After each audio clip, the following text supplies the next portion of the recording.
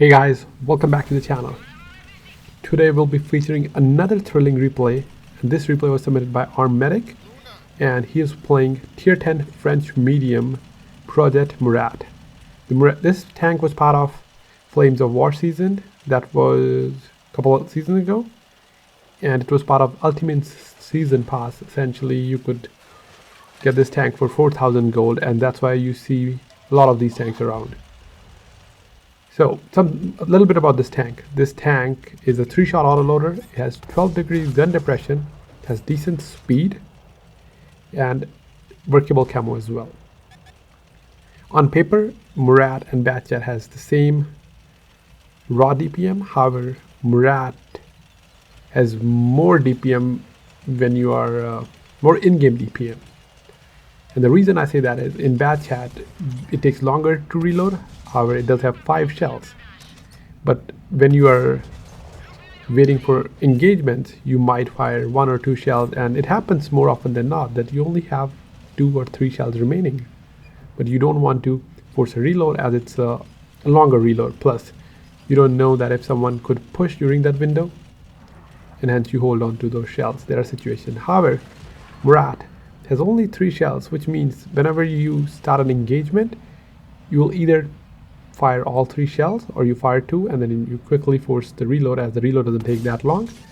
And it's a pretty obvious choice whether you want to reload or not when you only have 1 shell remaining and there's not much action going on.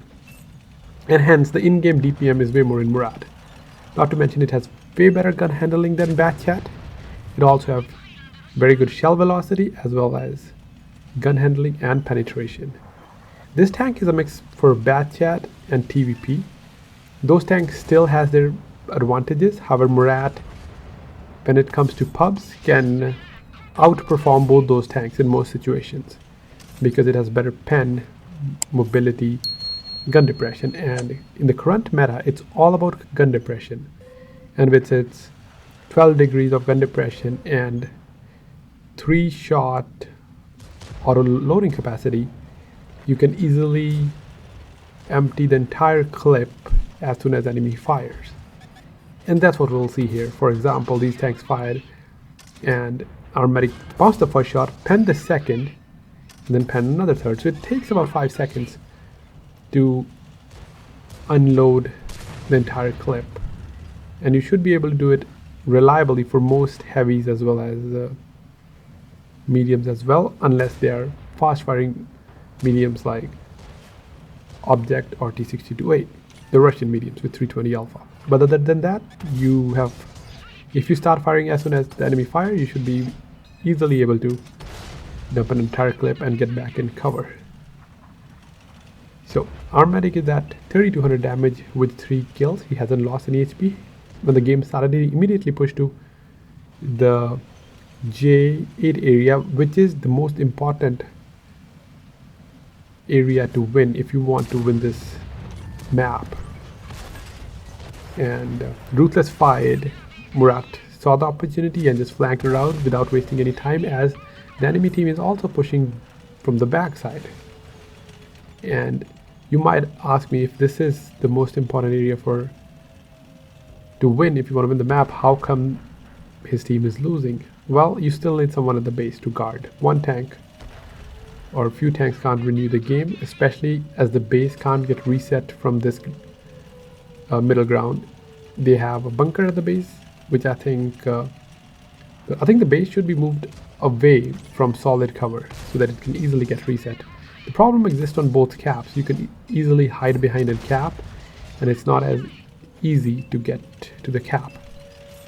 After finishing Ruthless, ARMEDxMEDIC rotated back and he created the cross with his fellow heavy tank. He saw that he was getting pushed, and in most situations it's better to create different angles so that you can win the engagement without losing HP or losing minimum HP, and that's what he did. 50B fired on the other heavy, and he took that opportunity to dump an entire clip, and he's already loaded. However, he forgot about the Progetto, who managed to pen a shot in return. Timer is down to 20 seconds. 4v9. Again, very unfavorable match. However, the VZ finishes the Progetto. 60 TP does get spotted. I think at this point he was going towards the base But when Progetto was spotted, there was nothing he could do. As if he had kept going, he would have gotten farmed by Progetto, and then by the time the Progetto was dead, he saw another tank spotted and couldn't really get back into the base. However, they left the cap, and I don't blame them. I would do the same. You're winning by 7 or 7-3. There's no reason to cap. You have a huge advantage, and if you have a very, I would say, semi-capable team, you should be able to win this from here on. However, they left the cap, and ARMEDxMEDIC took advantage of that situation, managed to win that guy, and as well as 430 that was crossing. And now the situation is 2 versus 6. It's him and a Valor in his team versus 6 other tanks, and one of them is artillery. So not only does he have to be careful of multiple tanks, he also has to be careful to not stay spotted in any position, otherwise he would get artillery. And that, if there was no artillery, it would have been easier for him as he could use his gun depression. But artillery just makes everything unnecessarily complicated. 2 guys are on the game. He gets to get base, puts his first shot in Sizzle, and finishes him with the second, and then finishes the 430 as well. And the game is now looking winnable, since it's 2v4 as opposed to 4v8 or 4v9 what it was initially. And he has also managed to secure the base. And this is what I was talking about, the bunker on the left side. They can easily cap the base, and you have to come all the way back to the base to reset it, which makes it very essential that someone needs to stay at the base. Even if you win the 8-9 line, you need someone to stay at the base to protect it long enough for you to come back. 60TP was going towards the heavy, and as I was saying, in-game Murat DPM is more effective than Batchat. He was, after finishing those 2 tanks, he quickly reloaded and managed to dump 2 shots in 60TP and finish him off with 7200 damage with 8 kills. So he already has a Redley Walters and 3 tanks remaining. Hardcase pushing towards the Valor. His Valor is also doing a good job, and that's all you need from teammates. You don't need them to do a lot of damage. All you need them to do is hold your position.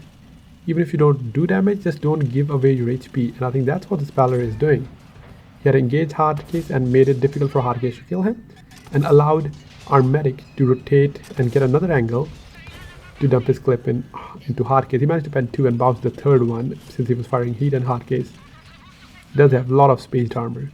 Hardcase does manage to pen him in return, and I7 missed. He was lucky that the I7 missed, and artillery is also looking at him. So he's in a very bad position. I'm not sure if this rock is big enough. Yes, since he could take 1 shot from Hardcase, he peeked so that he can get rid of one of those tanks, and once Hardcase is dead, Murat can also rotate and get to a better position because he's kind of in a rough spot with the artillery continuously aiming at him.